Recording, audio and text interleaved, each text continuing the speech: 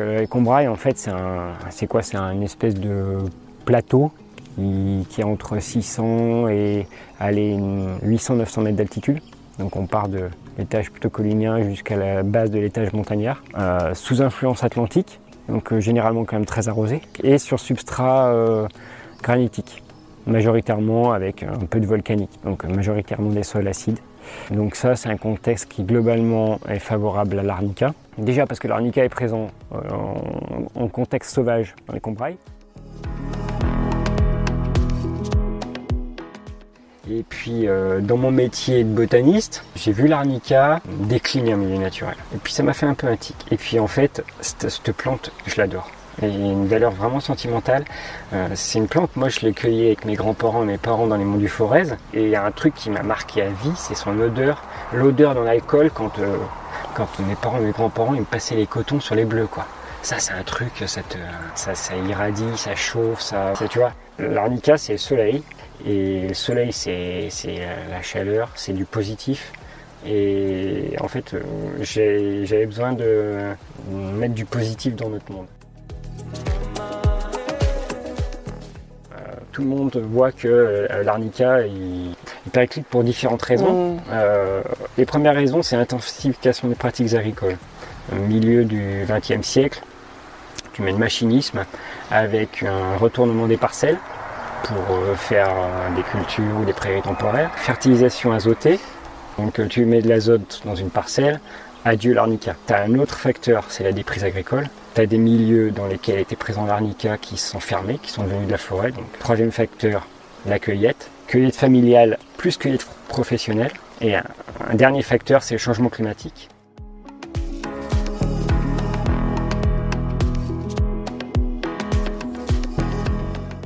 Dans le précédent épisode, j'enregistrais pour la première fois un podcast sous un tilleul âgé de 400 ans. Peut-être l'avez-vous senti. J'ai beaucoup de gratitude pour Sylvain, paysan écologue dans la magnifique région des Combrailles en Auvergne, de m'avoir ouvert les portes de ce site magnifique dont il est le gardien et où il cultive des petits soleils, l'arnica. Dans cet épisode, nous nous rendons au commencement, la pépinière, lieu où naît l'arnica. Sylvain partage ses choix techniques, pourquoi il a choisi de cultiver l'arnica dans ce petit coin d'Auvergne, les besoins de cette plante, ses déboires de débutants. Enfin, dans l'épisode final, nous découvrons les multiples écosystèmes de ce site de 6 hectares que Sylvain préserve.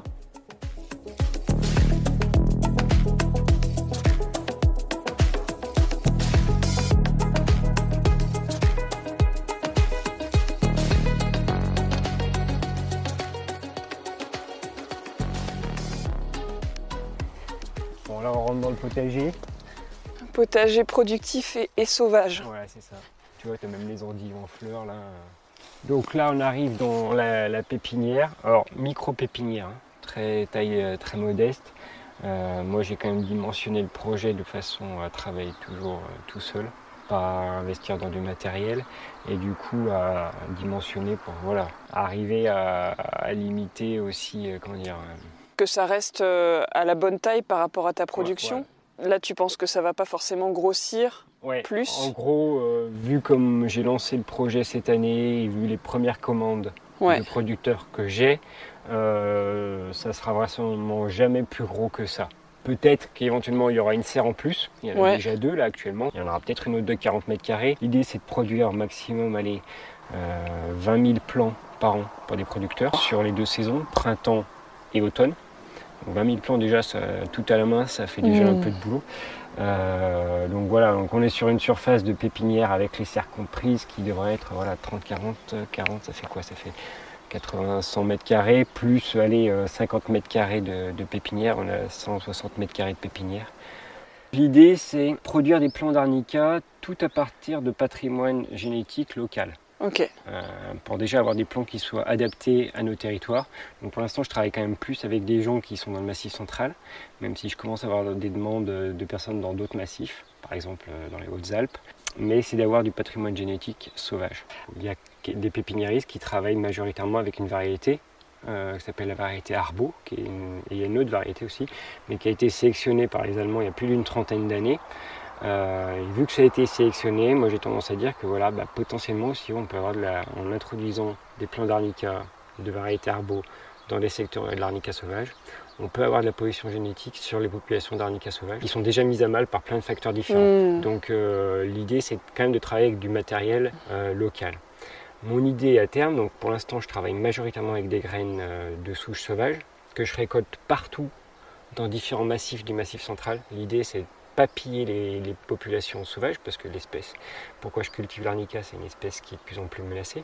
Donc l'idée c'est de cueillir les graines sur des très grosses stations et de cueillir maximum 20% de la station en termes de graines. Que les stations aient leur capacité de reproduction naturelle aussi. Donc je pourrais adhérer à la marque végétale locale, ça dit quelque chose. Pour l'instant je le fais pas parce que pour l'instant j'ai pas trop d'intérêt non plus. Plus tard si j'ai des projets avec des gestionnaires d'espèces naturelles qui veulent renforcer les populations sauvages, ça peut avoir un intérêt. Pour l'instant ça n'en a pas trop. Mon objectif à terme, c'est quand même d'avoir des populations mères ici pour pouvoir faire de la graine à partir de plants d'ici. J'ai commencé déjà, en fait, là j'ai l'expérimentation de l'arnica, j'ai attaqué en 2018 avant de créer l'entreprise parce que l'arnica c'est une plante qui est difficile de mise en culture. Donc j'ai mis quelques plants par-ci par-là. Et ces plants d'année en année, je récolte les graines et je multiplie ces graines. L'idée c'est de faire un peu de la sélection des plants qui résistent le mieux aux grosses chaleurs. Et pour à terme avoir des populations... Elles seront plus sauvages? Oui, mais plus adaptées. Parce qu'en fait ici faut voir une chose, c'est que l'arnica c'est quand même une plante plutôt de montagne. En Massif central, on la retrouve dans certains secteurs à partir de 800 mètres, mais majoritairement c'est à partir de 1000 mètres. Donc ici on est à 500 mètres d'altitude à peu près.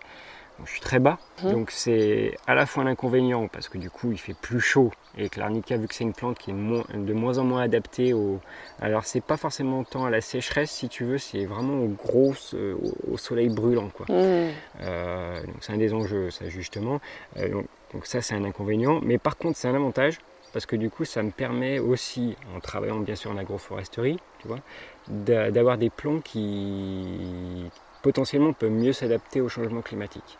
Et donc du coup, en sélectionnant des graines et en travaillant sur des plants un peu plus adaptés, de pouvoir aussi fournir à terme des plants plus adaptés. Voilà, c'est un peu l'idée. Wow. Et du coup, de moins aller récolter en sauvage. Ouais. Ouais. Alors bon, le problème c'est que vu que je travaille avec des semenciers, qui ont eux des grosses demandes, ça demande des grosses quantités. Et à terme, et peut-être qu'il va falloir que je plante encore plus que ce que j'ai prévu en population mère sur les terrains. Pour avoir plus de graines. Ok. Voilà. Je fais différents semis d'arnica. Donc le semis de l'arnica, c'est à deux époques. Printemps, enfin sortie d'hiver, ou à cette époque-là, mi-août, pour pouvoir repiquer à l'automne. Donc l'arnica c'est une plante vivace. Donc je fais deux types de semis. Soit des semis, tu vois là j'ai des caissettes, ça c'est de la récup, des caissettes de poissonniers et je sème là-dedans à la volée. Donc là ça me permet de faire des plants pour les particuliers. D'accord. Après je les repique un à un on verra après, là dans des godets. Et en fait je les vends au bout d'un an. Ok. Voilà, donc ils font d'abord godets, après je les rempote une deuxième fois dans des pots un peu plus grands et l'année de vente je les repique dans des pots forestiers plus profonds parce que l'arnica a un système racinaire qui est très dynamique. Voilà. Okay. Et ils sont censés pouvoir fleurir, ils fleurissent pas tous cette année-là mais voilà. Je fais tout sous serre au début, les semis, parce que l'arnica il faut au minimum 20 degrés de température pour que ça germe. Et sinon j'ai un deuxième mode, c'est j'ai commencé à expérimenter l'année dernière parce que les caissettes je le fais depuis le début, je fais comme ça. Et je fais en plaque alvéolée, donc c'est pareil, ça fait toute la récup. Et ça, en plaque alvéolée, donc c'est des plaques soit de 100 alvéoles, soit de 84, 104 ou 84, et où je sème plusieurs graines par alvéole. Et donc là, c'est soit pour des commandes de producteurs, qui eux, en fait, vont le cultiver en plein champ, soit garder la fleur pour faire leur propre préparation, soit vendre la fleur pour des coopératives, pour vendre au labo après, pour les producteurs ou pour moi, pour en fait pouvoir les repiquer après en pleine terre sur les terrains pour mes cultures. Après je les sors quand il fait vraiment très chaud. Cette année ça a été compliqué pour les semis. J'ai semé en février, donc très tôt, Et en fait, on a eu un mois de février, un début de mars qui était très couvert. Ça n'a pas germé tout de suite. Après, ça a été couvert. Ça fait lieu dans la température. Les semis ont été très étalés. Ça n'a pas tout levé. Si tu veux, là, ça se voit pas. Tu le vois pas là. Hein. Là, on voit que des fougères. Ouais. Pourquoi j'ai mis des fougères? Parce qu'en fait, par les grosses chaleurs, j'ai remarqué ça l'année dernière. Je l'ai déjà testé. J'avais coupé des fougères sur les terrains. Et en fait, je l'utilise pas tant en paillage, mais vraiment plutôt en ombrage. Tu aurais besoin d'une ombrière. Les plutôt. pépinières, voilà, souvent il y a une ombrière. Et l'ombrière, c'est un investissement. Et moi, au départ, je m'étais dit, bon, est-ce qu'on ne pensait pas faire une ombrière tout de suite? Et puis l'année dernière, quand j'ai mis les fougères règles, j'ai remarqué un truc. Voilà, ça, c'est mon intuition. Hein, c'est qu'en fait, la fougère, quand elle sèche, elle se recroqueville. Et en fait, avec l'arrosage, elle maintient l'humidité. Et alors ça, c'est un truc, ça booste les arnicas à mort. Parce que l'arnica, c'est une espèce qui aime bien les zones microclimats, si tu veux. Mais là, tu vois, il y en a près de 4000 ici. J'en avais au total, j'en ai mis 19 000 en production. C'est quasiment à la capacité maximale. Ok. Et 19 000, en gros, ça représente 2 semaines de travail non-stop. 2 semaines de travail non-stop à 10 heures par jour. 2 semaines de travail non-stop de semis? Ouais. Non, enfin, en fait, il y a la préparation des plaques. Oui. Parce qu'en fait, je tamise le substrat. Donc ça prend énormément de temps de tamiser le substrat parce que j'ai un substrat qui est avec des éléments grossiers. Donc là, il faut 1 semaine de préparation de plaques et 1 semaine de semis. Waouh. Et tout à la main, du coup. Et donc, tu es dans le silence et tu sèmes? Ouais. T'écoutes pas de podcast pendant que tu sèmes? Alors non, je suis pas dans le silence. Non, je travaille avec. Non, non, alors pour le coup, non. En fait, il y a des fois où j'aime bien travailler avec juste le chant des oiseaux, mais là, je savais que j'avais 2 semaines de travail. Je me suis mis un peu. Enfin, moi, je suis très pop rock, ancienne génération, du Queen et tout ça. Enfin voilà. Okay. Et puis des fois, j'ai un coup de main de Flora parce que Flora, naturellement, elle vient m'aider. Voilà. Donc ça, psychologiquement déjà, tu vois. C'est mieux que d'être seul. Et puis après, le problème, c'est que plus j'étale ma période de semis dans le temps, et plus ça devient compliqué pour pouvoir repiquer après. Tu vois. On va mettre un peu dans la poche. Donc du coup, tu vois là, les arnicas, on en voit quelques-uns. Ouais. Ça a été semé en février, mais c'était des plants qui ont.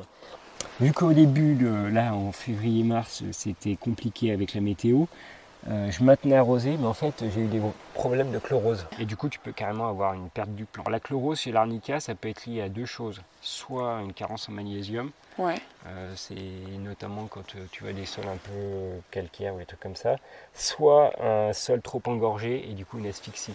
Et donc là, c'était lié à ça. Je maintenais humide. Et du coup, vu qu'il faisait couvert, voilà.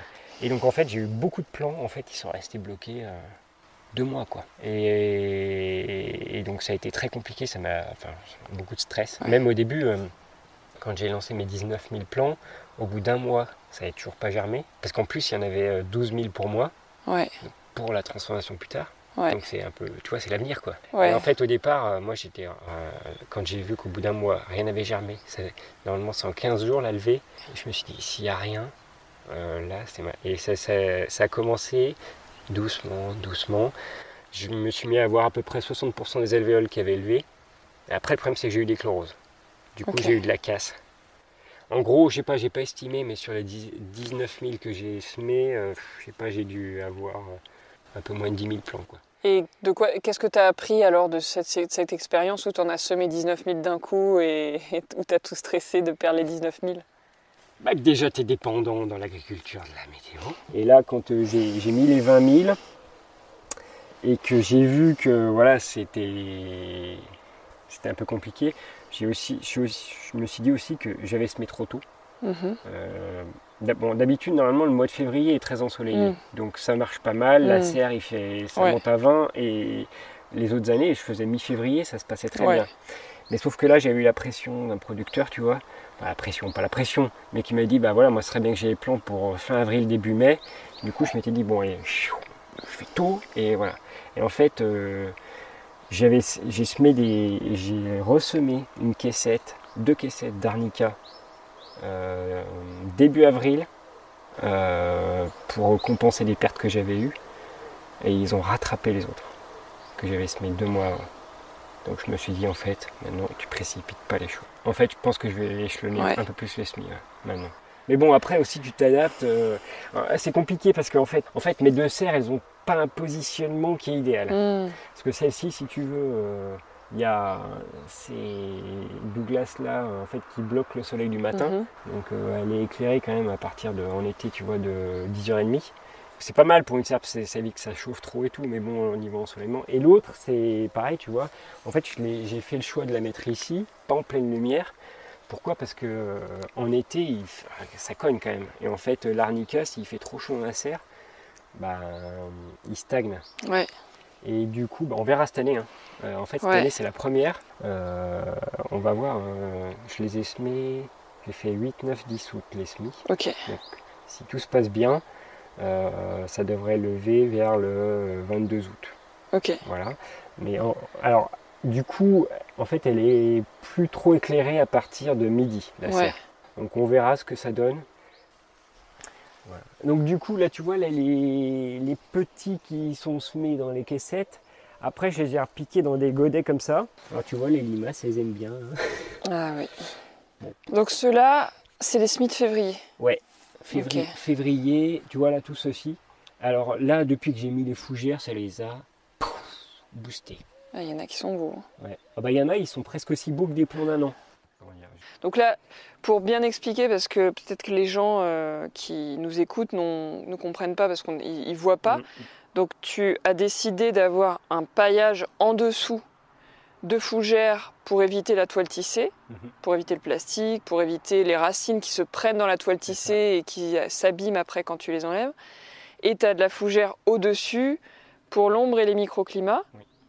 Donc qui sont déposés sur les feuilles, et j'en profite pour dire que je mettrai quelques petites photos dans un petit article pour que les gens puissent voir ce qu'ils entendent et qu'ils n'arrivent pas à voir.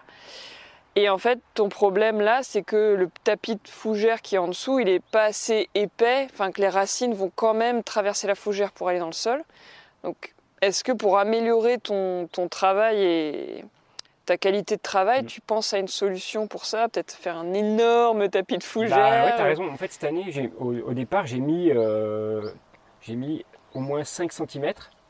Mais en fait, ça se tasse énormément. Pas assez, Donc en fait, il faut que je mette un énorme tapis de fougère. Ouais. C'est pas dérangeant parce que de la quantité de fougère, je peux en avoir. Quoi. Après, ça tiendra peut-être pas, les pots, ils vont peut-être être un peu branlants dessus. Oui. Mais c'est pas très grave. Après, de toute façon, au début, je la tasse quand même. Ouais. C'est-à-dire que je mets tout en place et puis je tasse tout au pied. Il y en a qui lèvent, hein? Comment?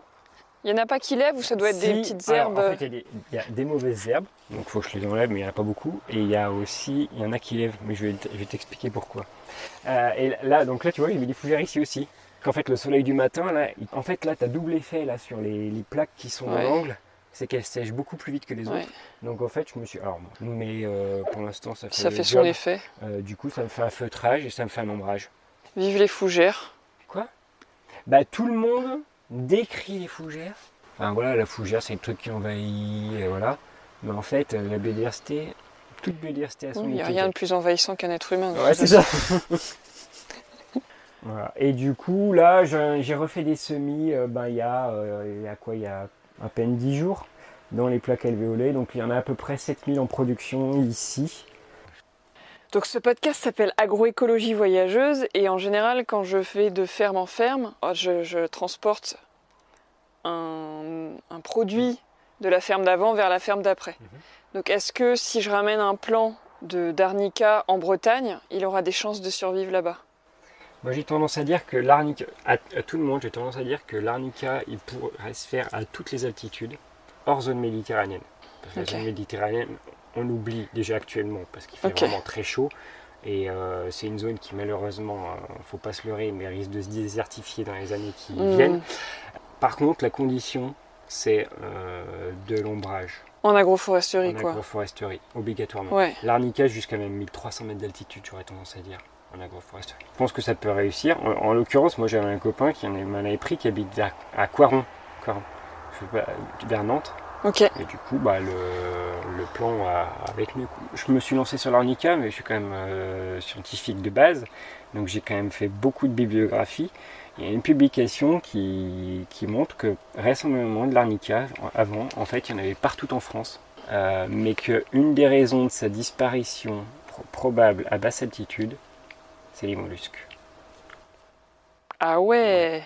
Parce qu'en fait, c'est une espèce qui est hyper appétante pour les limaces et les escargots. Peut-être ça aurait pu jouer sur sa disparition à basse altitude. Moi, c'est un des enjeux sur le site, là, justement. L'arnica, juste pour l'anecdote scientifique, il y a 2 sous-espèces. L'arnica montana, sous-espèce montana, qui est montagnarde, mais qu'on peut avoir aussi dans les collines et plaines, dans le Cantal, en Auvergne, dans le bassin d'Aurillac, qui est très arrosé. Il est présent à 500 mètres d'altitude à peu près, 600 mètres d'altitude. Bon, je pense qu'il est en nette régression et qu'on l'aura plus dans les années qui viennent. Mais il y a une deuxième sous-espèce qui est sous-espèce atlantica. Montana atlantica. Non, Arnica montana sous-espèce atlantica, qui elle est présente, alors si je dis pas de bêtises, il y a un foyer dans le centre Val-de-Loire, je crois, donc du côté de la Sologne, il me semble, et un foyer en Aquitaine, donc à basse altitude, tu vois. Par contre, c'est une espèce qui, dans ces altitudes-là, est très menacée. Alors, elle est menacée par d'autres facteurs, mais je pense que le changement quelque chose. Donc, toi, tu as du Montana. Oui. Et tu es à 500 mètres, c'est 500 mètres à peu près. Ouais. Okay. Là, ici, on a 560, mais sur les terrains, on a 500 mètres. Tu as eu un coup de cœur? Qu'est-ce qui s'est passé pour l'arnica? Est-ce que tu t'es fait un gros bleu un jour et tu t'es dit... Je voulais m'installer... En maraîchage, tu disais peut-être, en maraîchage, en agriculture. Voilà, je ne savais pas trop en agriculture. Il y avait des solutions qui me plaisaient pas. Puis voilà, comme je te disais hier, bon, le maraîchage aussi. Enfin voilà, j'avais réfléchi, on m'avait dit voilà, c'est beaucoup d'investissement. Et puis d'investissement financier, mais aussi de travail. Ouais. Le maraîchage, moi je vois tous les maraîchers, mais c'est un travail de malade. C'est un travail de malade. Hein. Ouais. Moi je fais une formation compta à la FOG 63, donc il n'y a quasiment que des maraîchers avec moi. Tu fais pas faire maraîcher, pourtant fondamentalement c'est super comme métier, mais compliqué. Et en fait, je commence à réfléchir. Et puis dans mon métier de botaniste, j'ai vu l'arnica décliner en milieu naturel. Et puis ça m'a fait un peu un tic. Et puis en fait, cette plante, je l'adore. Depuis toujours, je l'adore. Et il y a une valeur vraiment sentimentale. C'est une plante, moi je l'ai cueillie avec mes grands-parents et mes parents dans les monts du Forez. Et il y a un truc qui m'a marqué à vie, c'est son odeur. L'odeur dans l'alcool quand mes parents et mes grands-parents ils me passaient les cotons sur les bleus, quoi. Ça c'est un truc, ça irradie, ça chauffe, ça tu vois. Et puis donc pour ça c'est presque rien que pour la valeur sentimentale. Ouais, c'est ta Madeleine de Proust, quoi. Ouais, c'est. Et puis l'arnica c'est le soleil. Enfin, voilà, c'est pour ça que le soleil des petits bleus, c'est le soleil. Et le soleil, c'est la chaleur, c'est du positif. Et en fait, j'avais besoin de mettre du positif dans notre monde, en fait, qui est très gris, très négatif, très voilà. Et j'ai besoin d'irradier du positif. Ça soigne les petits bleus de notre monde, quoi. Voilà. C'est pas, je sais pas si j'ai pas la prétention de le faire, mais. Non, mais à ton échelle. À mon échelle, ouais. Donc, personne ne soignera tous les bleus du monde, mais... Peut-être que ça soit une plante de plus en plus menacée. Dans le monde de la conservation, on va dire, des milieux naturels, botaniques, la prise de conscience n'est pas encore flagrante, en tout cas à l'échelle du Massif central. Dans les Alpes, je pense pas non plus. Pyrénées, ça commence à émerger, Vosges aussi. Mais c'est une plante qui est relativement commune, si tu veux. Tu vas trouver un petit peu de partout. Mais en fait... ils n'ont pas vraiment perçu encore dans le monde de la conservation que cette plante, elle était en train de se casser la gueule. Ouais. Dans le monde des cueilleurs, le monde professionnel de la cueillette, il y a vraiment un cri d'alarme. Tout le monde voit que l'arnica, il périclite pour différentes raisons. Les premières raisons, c'est l'intensification des pratiques agricoles. Au milieu du XXe siècle, tu mets le machinisme avec un retournement des parcelles pour faire des cultures ou des prairies temporaires. Fertilisation azotée. Donc la fertilisation, l'arnica c'est une plante qui n'aime pas du tout l'azote. Donc tu mets de l'azote dans une parcelle, adieu l'arnica. Voilà. Donc après tu as un autre facteur, c'est la déprise agricole. Avec l'exode rural, tu as des milieux dans lesquels était présent l'arnica qui se sont fermés, qui sont devenus de la forêt, donc deuxième facteur. Troisième facteur, la cueillette. cueillette familiale plus cueillette professionnelle. Et un dernier facteur, c'est le changement climatique. En fait, on a des températures qui sont devenues tellement importantes que l'arnica, avec ses feuilles, tu verras, les plants adultes, en fait, ils ont des très grosses feuilles, presque un peu charnues, en plein soleil. Ils crament littéralement.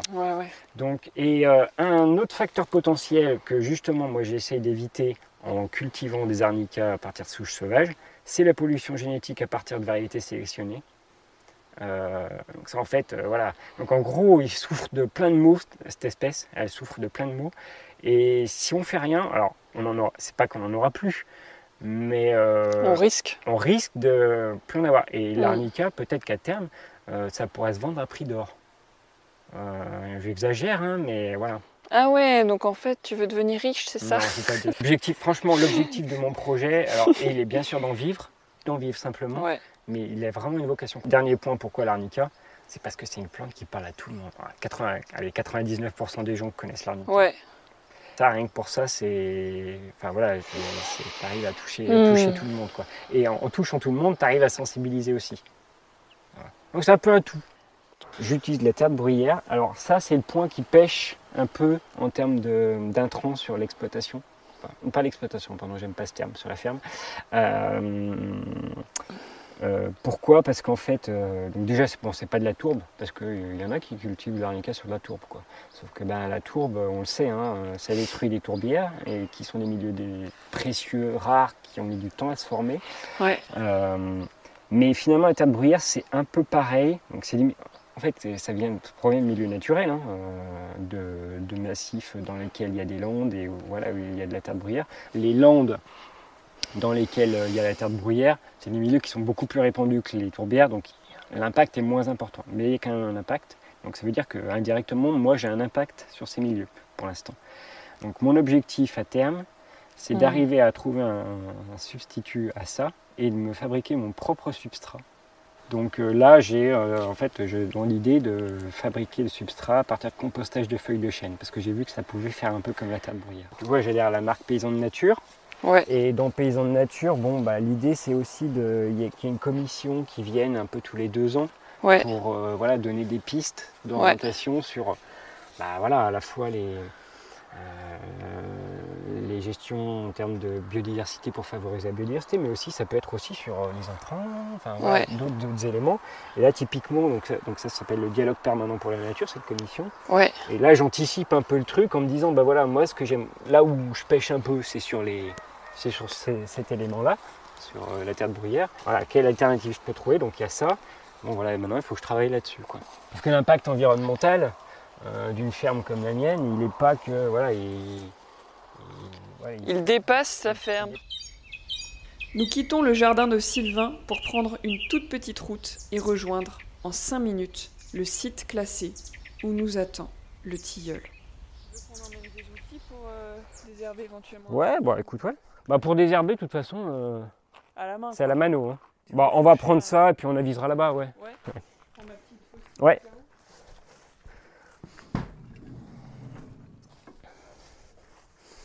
De toute façon, je te fais faire un tour du site.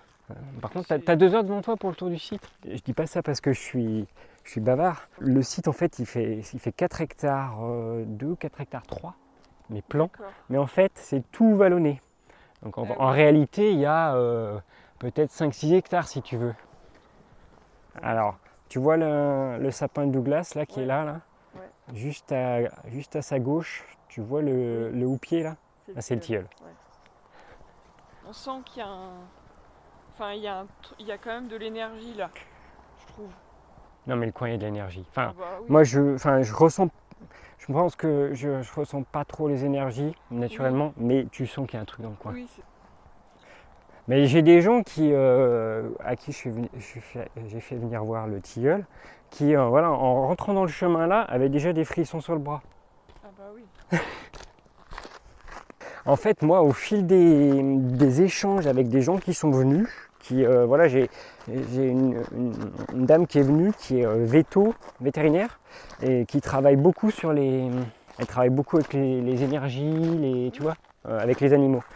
Et en fait, elle m'a dit, non mais là, dans le tilleul, il y a un vortex énorme. Elle me dit, j'ai fait certaines cathédrales et certaines églises, mais j'ai jamais ressenti ça. Ici, là, c'est marrant, quand on arrive, il y a toujours du vent. Ouais. Voilà. J'avoue que quand il est feuillé, c'est pas là que je le préfère. Parce que en hiver, là, quand il a plus une feuille, tu te rends compte de l'architecture de l'arbre. Ouais, là c'est vrai qu'on voit la photosynthèse, quoi. Et on devine derrière le squelette. Le squelette, ouais. Et tu verras d'en bas, là, on voit vachement bien la boule qu'il fait, là. D'en bas, tu vois, là, on devine quand même les branches et on devine le bas du tronc. En bas, on voit même pas le bas du tronc. Donc en fait, tu as une boule de feuilles, quoi. Ouais, c'est ça. Ouais. Voilà, donc tu vois l'environnement, très bocagé. Ouais. Tout à l'heure, là, tu me demandais, donc là, effectivement, on est quand même dans la région biogéographique, c'est les Combrailles. Donc Combrailles qui sont majoritairement sur le Puy-de-Dôme, département du Puy-de-Dôme, mais aussi une partie en Creuse. Donc les Combrailles, en fait, c'est quoi? C'est une espèce de plateau qui est entre 600 et 800-900 mètres d'altitude. Donc on part de l'étage plutôt collinien jusqu'à la base de l'étage montagnard, sous influence atlantique, donc généralement quand même très arrosé. Ça, tu vois, c'est contexte écologique, voilà. Donc, et sur substrat granitique, majoritairement avec un peu de volcanique, volcanique basalte, tu vois. Donc majoritairement des sols acides. Voilà. Donc ça, c'est un contexte qui globalement est favorable à l'arnica. Déjà parce que l'arnica est présent en contexte sauvage dans les Combrailles. Alors là, dans mon secteur, là, si tu veux, l'arnica n'a pas été observé depuis on va dire la fin du 19e siècle. Il y avait 2 stations qui étaient connues aller à 10-15 km aux environs. Voilà. Alors, peut-être qu'il peut y être encore, j'ai pas eu le temps de prospecter, mais voilà. Mais sinon, il y a de l'arnica un petit peu dans les Combrailles, au plus au sud des Combrailles. Donc déjà, on est dans un secteur qui naturellement est favorable à l'arnica. Alors moi, je suis à basse altitude, donc c'est moins favorable. Mais le contexte de ce site, on est vraiment sur quelque chose de typique des Combrailles, c'est-à-dire une maille bocagère. Voilà, ce qui caractérise les Combrailles, c'est l'élevage. On est majoritairement sur un territoire d'élevage, majoritairement à l'étang, parce qu'on est sur des substrats quand même granitiques, donc assez pauvres.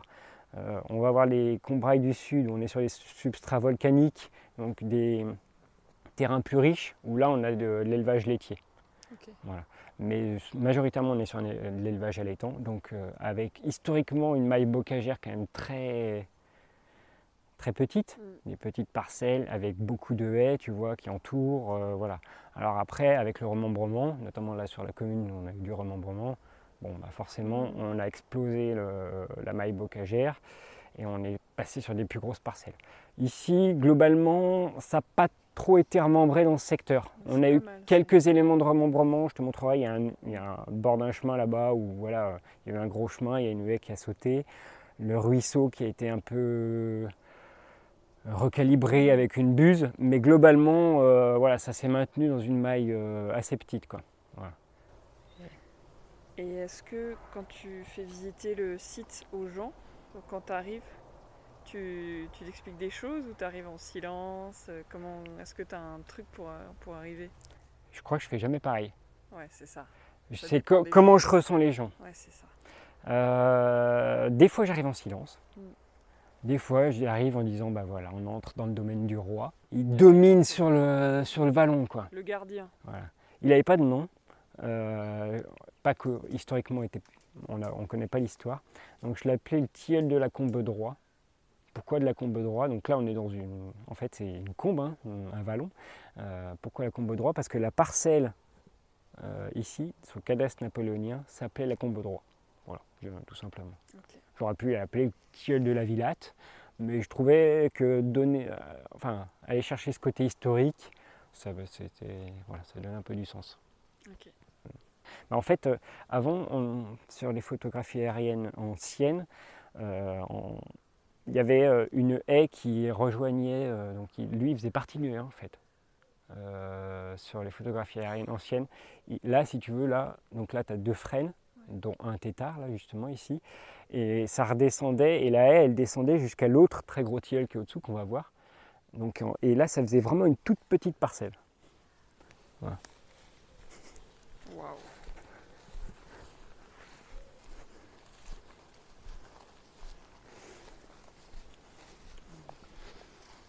T'as vu, hein? Ouais. Et donc on devine là une des énormes charpentières qu'il a perdues là, en 2016. Putain, un gros vent.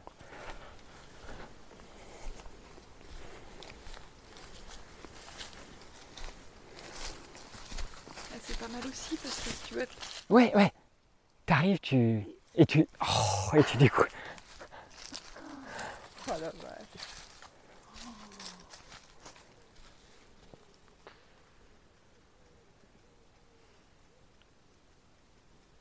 Il en impose. Et quand tu arrives sous la couronne, Il est bien présent. Hein. Ouais. Et puis, pour longtemps encore, je crois. Ouais. Bah, un tilleul, ça peut vivre plus de 1000 ans. Hein. Oh là là. Il a quel âge, tu penses? Bah là, l'âge estimé, c'est plus de 400-500 ans. Mais bon, on n'en a aucune idée. On n'a pas de traces historiques, si tu veux. On dirait vraiment une énorme patte d'éléphant. Ouais, il est pachydermique, cet arbre. Oui. Pachydermique. Et puis quand tu vois les contreforts racinaires là qui l'assoient. C'est qui l'a planté? Ah. Celui qui l'a planté ou celle? Ou est-ce un oiseau? Puis merci à ceux qui l'ont pas coupé. Et surtout. Cet arbre, c'est un peu une histoire de transmission, si tu veux. C'est-à-dire que l'ancien propriétaire, donc l'agriculteur dont je te parlais, qui a les terrains autour, il y a une trentaine d'années, en fait, il a appris que ces terrains-là étaient en vente. Mais il ne les connaissait pas du tout. Donc il descend pour voir un petit peu si ça vaut le coup d'acheter ou pas, quoi. Il tombe sur le tilleul. Et là, il fait « j'achète tout de suite, de peur qu'un abruti la batte ». Et en fait, de fil en aiguille, vu qu'on avait tous les deux des affinités communes pour la préservation des arbres et des haies, que lui, il avait compris le rôle des haies, et qu'il a vu que moi, mon objectif, c'était conserver les haies et puis conserver des vieux arbres comme ça, c'est pour ça qu'il a décidé de me vendre les terrains pour que je préserve le tilleul dans le temps, quoi. Le tilleul et l'environnement dans le temps, quoi. C'est une sacrée mission. J'ose même pas imaginer comment quelqu'un pourrait abattre un truc pareil, quoi. C'est arrivé. Pendant le remembrement, tu te rends compte je sais pas, l'intérêt différent d'avant, quoi. Je me suis fait mon histoire quand même. Tu veux que je te la raconte? Ouais. Alors, le tilleul, je ne sais pas si tu le sais, quand tu regardes la feuille, elle a une forme de quoi? Un peu. Ah, pas toute. Un peu de cœur. Un peu de cœur, oui. En fait, le tilleul, c'est un arbre, il a plusieurs symboliques, mais notamment, c'est un arbre qui est symbole de l'amour. Et en fait, il y a quelques très gros, très vieux tilleuls en France, dont on sait qu'ils ont été plantés à l'occasion de mariage de filles de nobles. Ok. Alors, ça ne veut pas dire que celui-ci a été planté à l'occasion d'un mariage. Oui. Par contre, moi j'aime bien faire des investigations, chercher et tout. Ouais.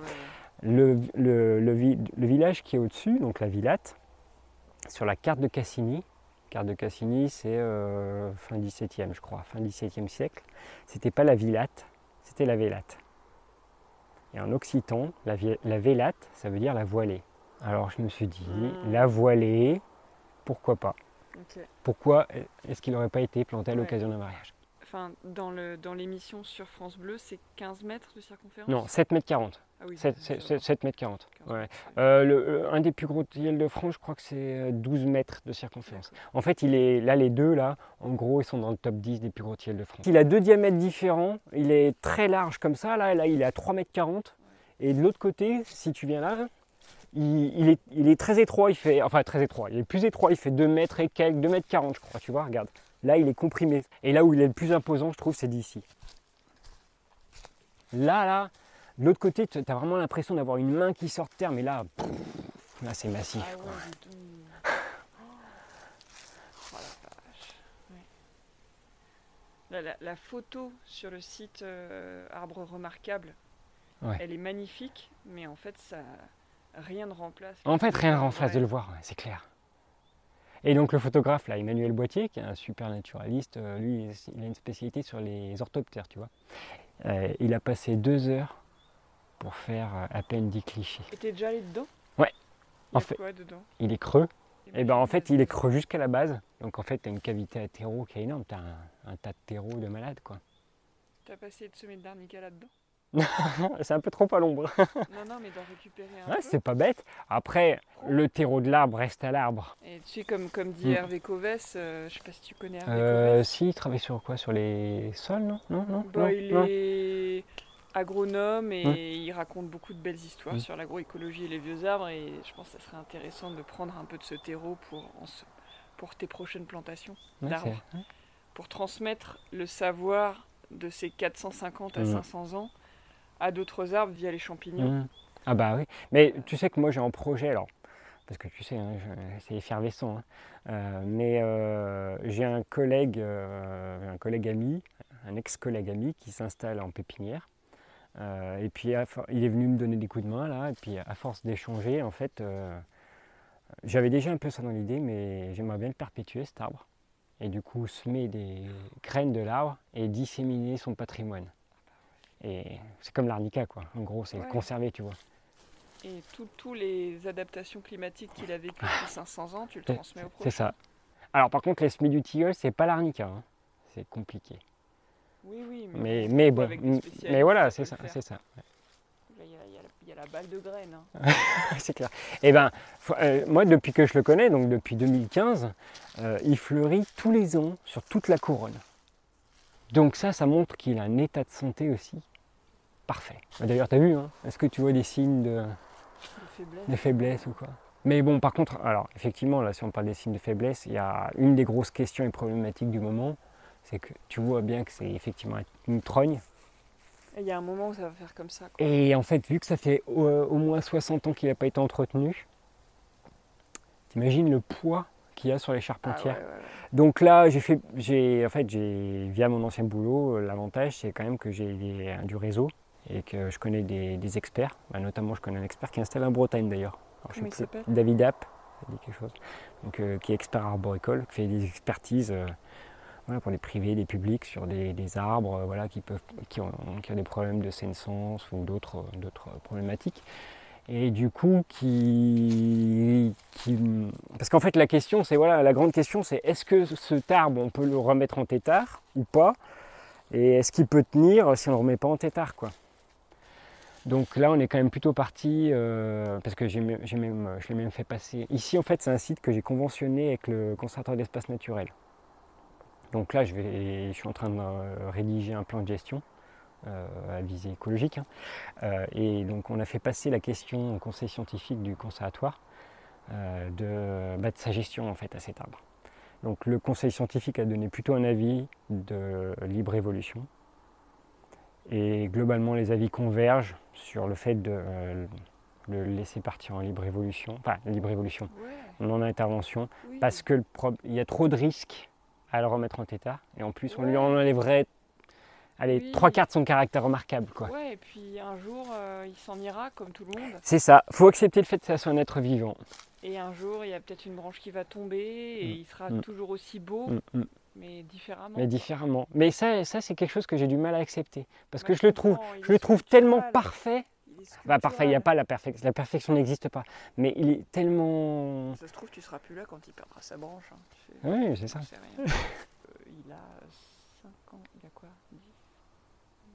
15 fois ton âge? Non. Oui. À peu près? À peu près. Et du coup, tu montes par là alors? Ouais, je monte là. Tac. Alors par contre, je pourrais pas aller dans le creux. Parce qu'en fait, j'ai un piège. Un piège?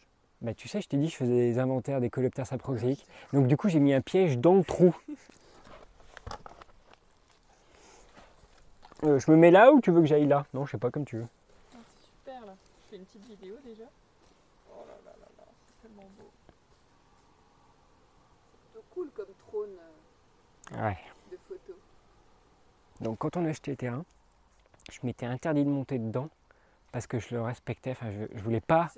Et en fait, j'ai un ami, un jour on a fait un repas ici avec des amis au pied de l'arbre. Et j'ai un ami qui me dit, je peux monter dedans? Du coup, je lui dis, bah écoute, vas-y si tu veux, quoi. Ouais. Et puis il m'a dit, what, là-haut, c'est trop beau, quoi. Puis du coup, je me suis dit, mais putain, mais tu passes à côté de quelque chose. Ouais. Et en fait, quand tu montes, là-haut, c'est plus du tout le même monde. Ouais, puis j'ai l'impression qu'il est... Enfin, c'est peut-être mon cerveau qui me raconte des trucs, tu vois, mais j'ai l'impression qu'il est quand même... il accueille. En fait, c'est marrant, mais il y a un jour, il y a un gars qui s'est présenté là-haut et qui voulait voir le tilleul. Donc ce jour-là, je ne pouvais pas, j'étais pas dispo et tout ça. Et le gars, il est géobiologue. Et du coup, on parle un petit peu comme ça, et puis il me dit, est-ce que vous sentez s'il est bienveillant ou si il veut pas de vous? Parce qu'il m'a dit, il y a des arbres, en fait, je lui dis, moi je sens que cet arbre il est plein de bienveillance, quoi. Enfin, je sais pas, j'ai l'impression qu'il est hyper ouvert, quoi. Ouais. Donc voilà, on avait échangé. Puis il m'avait même posé la question, parce que du coup, je lui fait, mais vous savez, il n'est pas tout seul, il y en a deux. Il fait, bah oui, je sais, il y a son grand frère, il y a le protecteur. Alors, tu sais, des fois, j'ai vu des hurluberlus et tout, quoi. Mais lui, quand il m'a dit ça, je me suis dit, putain, mais c'est peut-être pas bête ce qu'il me dit, le gars, quoi. Parce qu'en fait, si tu veux, cet arbre, s'il est en si bon état aussi, le vent dominant est sud-ouest. Donc ici, tu as une haie de chêne et en dessous, tu as le tilleul, le gros, qui a perdu 2 énormes charpentières. Mais en fait, il prend les coups pour lui. Ouais. Et si lui, en bas, il tombe entièrement, parce qu'actuellement, il est un peu en sursis, bah lui, ça peut le mettre un peu plus en péril, quoi, tu vois. Ici, là, t'en auras planté d'autres. Oui, ah bah oui. Sur un site protégé. Dans 400 ans, il y a j'espère, des humains, si notre espèce perdure, qui viendront grimper. Ouais. T'imagines, j'aimerais bien avoir que des gros comme ça partout là sur le site, ça serait tellement bien. En fait, j'ai un ami qui a fait voler un drone dans l'arbre. Et j'ai une photo vue du dessus, quoi. C'est un truc de malade. Ah oui, tout à l'heure, tu me disais comment on peut couper un... Je voulais te répondre. Comment on peut couper un arbre comme ça? J'ai découvert, il y a 1 ou 2 ans, un très vieux tilleul, peut-être pas de stage, mais pas loin, à 2 km par là, sur la place d'un hameau. Toujours sur la commune de La Pérouse. Et en fait, cet arbre, il était question de l'abattre à la commune. Pourquoi? Parce qu'il posait des problèmes de sécurité vis-à-vis d'une maison, avec des branches qui menaçaient de tomber dessus. Moi, j'avais dit on va pas l'abattre, il faut aller voir déjà. Et en fait, un jour, j'amène les filles à l'école, et puis ils étaient en train déjà de tomber un très vieux tétard de peuplier, parce que lui c'est clair, en fait, il avait des énormes branches. En fait, tous les tétards du coin, si tu veux, ça fait énormément de temps qu'ils n'ont pas été entretenus. Et du coup, problématique, énormément de branches mortes, très grosses, qui menacent de tomber sur la route. Celui-ci, c'était clair qu'il fallait même l'abattre entièrement, quoi. Donc voilà. Mais il commence à l'abattre. Donc du coup, je m'arrête en cours de route. Je vais voir un adjoint et je lui fais vous allez au Pou après pour l'autre tilleul? Il fait oui, on a prévu de l'abattre. Je fais non, on va pas l'abattre, on va voir d'abord, on va aviser, quoi. Mais en fait, il n'a pas du tout la même conformation que lui, il est creux comme ça, complètement évidé sur un côté. Donc pour eux, il était mort. Sauf que l'arbre n'était pas mort du tout. Mais là, tu vois, pour te dire, ils allaient le couper entièrement, quoi. Donc en gros, je suis arrivé en négociant à ce qu'on élague vraiment les branches qui menaçaient de tomber sur la maison, tu vois. Alors du coup, pour le coup, il n'a plus du tout la même gueule. Il est un peu déséquilibré, mais il est encore là. Bravo. Ouais, non mais bravo. Non mais pour te dire que voilà, il y a des boulots. Comme quoi, le fait d'être à la mairie, ça aide. Oui, parce que sinon il partait. Hein. Bah oui. Donc voilà. Pour une autre anecdote, on m'a dit qu'il y en avait un autre à 2 km par là. Sur une carte, ils sont quasiment alignés les 3. Intéressant. Et ils ont tous des rochers autour. Tu as vu là, il y a 2 alignements de rochers. Hein. Là, comme ça. Ils ont tous des rochers autour et ils ont tous leur source. C'est bizarre tout ça. Donc là, c'était pour te montrer. En fait, ici, il y a une source, il y a une serve, on appelle ça une serve, tu sais. C'est des mares qui sont murées. Donc là, je vais la restaurer. Là, pour l'instant, c'est le chantier, mais l'idée, c'est de restaurer celle-ci, là, débroussailler autour et mettre en avant le petit patrimoine, quoi, si tu veux, les murs et tout ça. Et puis là, enlever la végétation. Et en fait, sur l'autre tilleul, sur le cadastre napoléonien, il y a au pied de l'autre, il y a aussi, tu vois aussi les murs comme ça, d'une serve. Alors elle n'est plus en eau. Une quoi? Une serve. C'est quoi une serve? Une serve, c'était une petite mare emmurée comme ça, une fontaine, tu vois, si tu veux. Et en fait, donc celle-ci, elle est plus en eau, mais j'ai pour projet en gros, là, l'année prochaine, on va faire un chantier salarié, puis je vais faire des chantiers participatifs pour reconnecter cette mare à l'autre et remettre les deux en valeur. Parce qu'en fait, les tilleuls, il y a le triptyque, quoi. C'est le rocher, l'eau et l'arbre. Et ce lieu a un énorme potentiel. Ouais, oui. Là, en fait, il y avait un peu plié. Là, tu vois, là, le massif de Ronces et de Horty, quand on a acheté, il y avait un peu plié, droit comme Haï encore, enfin droit comme Haï, mais sur le déclin, qui avait perdu une énorme branche. Tu vois d'ailleurs là, le reste. Cette branche, il faut imaginer que l'année dernière, elle était encore là, quoi. Donc, tu imagines la vitesse de décomposition. Ouais. Et alors, moi, je m'étais interdit d'abattre un arbre sur ces terrains. Et ce peuplier, on l'a abattu. Pourquoi? Parce qu'en fait, il était à 2 doigts de tomber sur le tilleul. Oui, il faut faire des choix. Donc là, parce qu'en fait, quand il y avait un grand vent, il était là comme ça, tu entendais les racines qui craquaient. Donc on a dit, bon, allez, on l'abat. Et il est au sol, il se décompose, oui, voilà, et ça. il fait sa vie. Cette question des choix aussi, de laisser mourir certaines choses pour que d'autres gardent leur place. C'est ça. Donc là, en gros, mon objectif, c'est tout cet espace-là, délimité, tu vois, par le tilleul avec celui-ci, là, c'est d'en faire un espace pédagogique. Et c'est tout cet équilibre entre en parler, pour que les gens soient inspirés par l'idée, tout en gardant l'espace préservé, quoi. Ouais. Ah, tu vois, lui, il a pris un petit coup. Il a souffert. Ouais. Mais regarde, tu vois, 2015-2016, sans moi cette odeur. Oh là là. Et là, généralement, quand j'accueille du monde, je parle toujours du cycle de la vie et de la décomposition et du retour à la terre, quoi. L'humus. Et là, on ne le voit pas trop, mais tu as déjà un petit chêne qui a germé dans la branche, quoi. Donc voilà, la boucle est bouclée.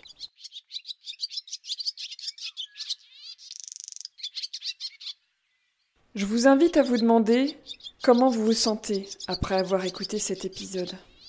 Prenez le temps de respirer et de vous demander vraiment comment il vous a nourri. J'espère qu'il vous a plu, qu'il a aiguisé votre regard sur l'agroécologie. Dans les notes de l'épisode, vous trouverez un petit article et des photos pour mettre des images sur ce que vous venez d'entendre. Si vous souhaitez encourager mon travail et me permettre de continuer à mettre en lumière des fermes comme celle de Sylvain, je vous invite à imaginer une rétribution sous la forme d'un don, ou à simplement partager cet épisode, ou m'envoyer un petit message pour me dire ce que vous en avez pensé. Merci.